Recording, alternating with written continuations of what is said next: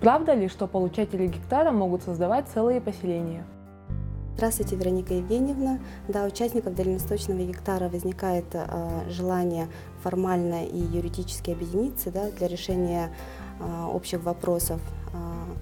Из-за этого разработаны методические рекомендации по возможным формам объединения граждан в целях совместного обустройства участков. Например, такие как ТСЖ, некоммерческие кооперативы и так далее.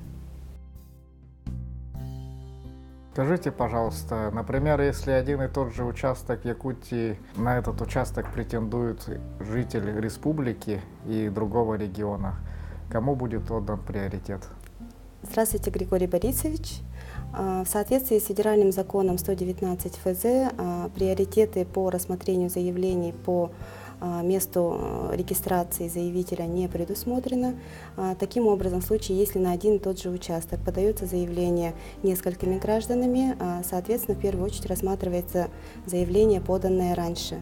На момент рассмотрения первого заявления все остальные заявления приостанавливаются.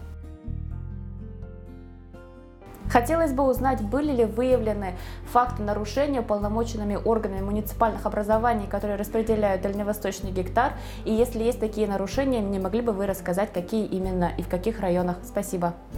Здравствуйте, Надежда Николаевна.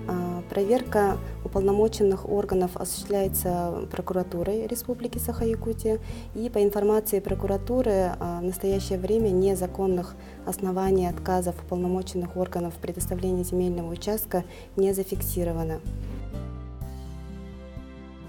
Жители штата Аляски, который тоже отличается суровым климатом, облагаются минимальным федеральным налогом и не платят подати за недвижимость.